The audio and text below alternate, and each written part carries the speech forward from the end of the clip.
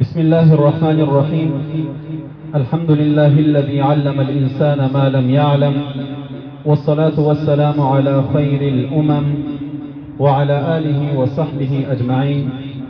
أما بعد، قال الله تبارك وتعالى في كلامه المجيد: والذين جاهدوا فينا لنهدينهم سبلنا وإن الله لمع المحسنين. صدق الله العلي العظيم. لکه څنګه چې تاسو ته بهتره معلومه ده، په نړۍ کې د انسانیت له پیدایښت نه بیا تر نن ورځې پورې د حق او باطل د لارویانو ترمنځ مقابله روانه ده. شیطان او د هغه لارویان تل په دې هڅه کې دي چې له هرې ممکنه لارې څخه په استفادې د حق لارویانو ته ستونزې جوړې کړي او یا یې هم په خپلو لومو کې راښکېل او له خپلې حقې داعیې او حقې لارې څخه منحرف کړي. دا مقابله له پیل څخه تر نن ورځې پورې هم په فزیکي شکل او هم په فکري بڼې سره جریان لري. د دې مقابلې فزیکي ډول نسبت تر فکري جګړې اسانه په دې وجه دی چې په فزیکي جګړه کې هر ډول هر مقابل لوری خپل مقابل پیژني او کولی شي په اسانۍ سره له خپل ځان څخه دفاع وکړي. لیکن د دې مبارزې خطرناک اړخ فکري ډول دی چې مستقیما د انسانانو په روحیاتو تاثیر کوي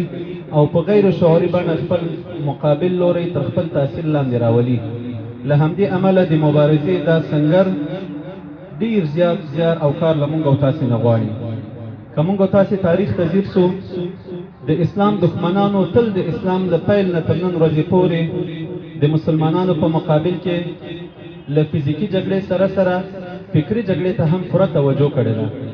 او له دې لارې یې تل کوښښ کړی تر څو مسلمانان په یو نوع یرغمل کړي او بیا د همدغو ذهني یرغمل شوي مسلمانانو په لاس ډېر کله خپل لوی لوی اهداف هم ترلاسه کړي دي.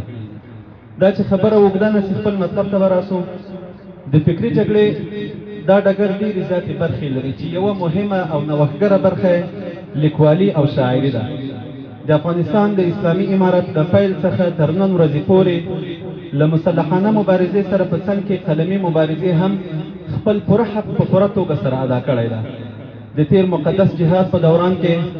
بیا بالخصوص د امریکایي اشغال په مقابل کې شاعرانو او ترانه‌خوانانو ورونو د مجاهدینو د ولولو او احساساتو پر راپارولو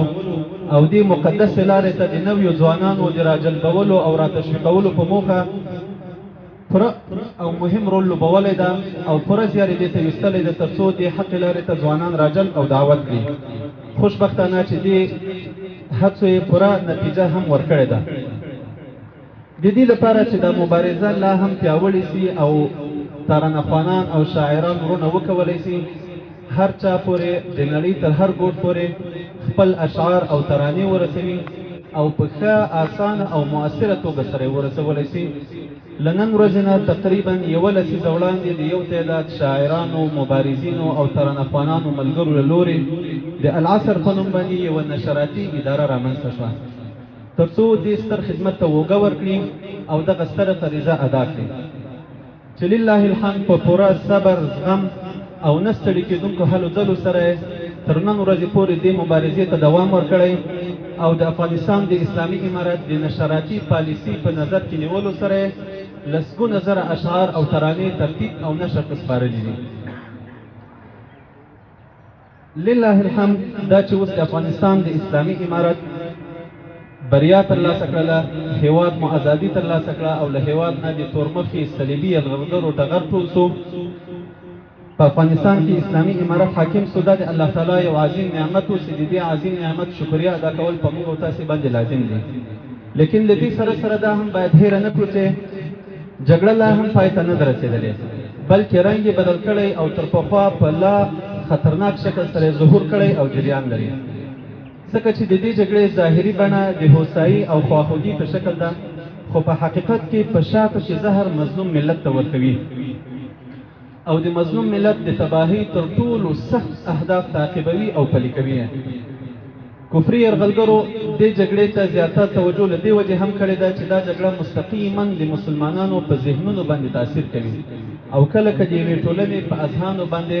د دوی حربه کامیابه سي او تاثیر ورباندې وکړي، بیا دوی په اساني سره کولی شي چې خدای مکړه د یو نظام هم بقا وننګوي او هم د یو ستر ملت د تباهۍ لپاره لاره پرانیزي. له همدې وجې نه دوی دغه د فکري جګړې دا برخه ټوله نشراتي او مطبوعاتي برخې ته سپارلې ده او تل هڅه کوي چې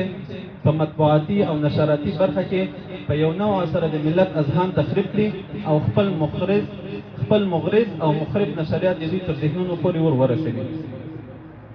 لکه څنګه چې دا جګړه پای ته نه ده رسېدلې، همدغه راز د دې فکري سنګر د مبارزینو مبارزه هم پای ته نه ده رسېدلې او نه هم مسؤلیت پای ته رسېدلی ده، بلکې مسؤلیت یې تر پخوا لا زیات دروند او سنګین سوی ده. په همدې اساس د العصر ادارې رهبري کمیټې دا وپتېله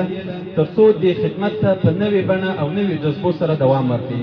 او د خپلو نشراتو او فعالیتونو لمن صرف د ترانو له څانګې نه راخلاصه او یو څه یې نوره هم پراخه کړي نورو برخو ته. او له دې سره سره د ترانو لپاره د ترانو د کیفیت په ځای په کمیت باندې کار وکړي او وخت او امکاناتو ته په کتو سره وکولی شي چې د افغاني فرهنګ ادبیاتو ته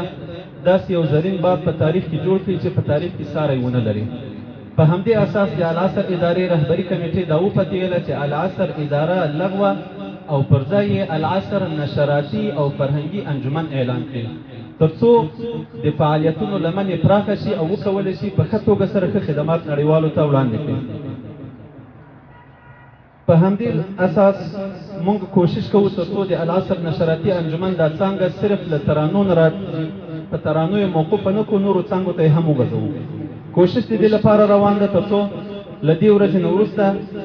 هغه اضافي مواد چې د العصر ادارې له لورې به نشریږي هغه په لاندې ډول دي.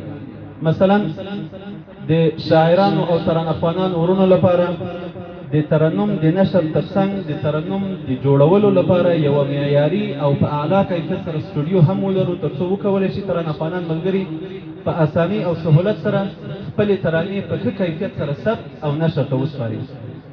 همدغه راز د ویډیوي سټوډیو لپاره هم پوره تدابیر نیول شوي دي او انشاءالله په ډېر لنډ وخت کې به د هغه هم فعالیت پیل شي چې موږ به وکولی شو په لنډو وختونو کې د ترانه‌خوانانو ملګرو لپاره معیاري ویډیوي ترانې هم ترتیب او نشر ته وسپارو. همدغه راز د دې لپاره چې نشر او اشاعت د اشعارو زیات شي او وکولی شو چې افغاني ادبیاتو ته په ښه توګه خدمت وکولی شو، په پلان کې لرو چې حد اقل په میاشت کې یوه ادبي مشاعره ترتیب او قلموال لیکوالان او شاعران په دې کې رامیلمانه کړو تر څو د دوی په ذهنونو کې چې کوم پیغامونه دي هغه له خپل ملت سره شریک کړی شو. همدغه راز د ترانه‌خوانانو لپاره انشاء الله العزیز په راتلونکي وخت کې ډېرې مهمې تشویقي برنامې هم په لاره لرو چې وبه کولی شو له دې سره د موږ تاسې ترانه‌خوانانو ته تقویت او روحیه ورکړو او دوی وکولی شي تر څو د خپلې ترانې په نړیوال معیار او سټنډرډ سره برابرې کړي او د موږ تاسې دغه ترانې صرف د افغانستان تر ټولنې پورې محدود پاتې نه شي بلکې نړیوال ریکارډ خپل کړي. په همدې اساس د ترانه‌خوانانو لپاره کوشش کوو چې وخت نه وخت تشویقي برنامې او همدغه راز په پلان کې لرو چې وخت او امکاناتو ته په کتلو سره مهم روزنیز سیمینارونه هم د شاعرانو او ترانه‌خوانانو لپاره په لار واچوو تر څو دوی وکولی شي په دې فن کې لا مهارت او تجربه حاصله کړي او د افغانستان د اسلامي امارت د نشراتي پالیسي په نظر کې نیولو سره دې ادبیاتو ته ښه ترویج ورکړی شو.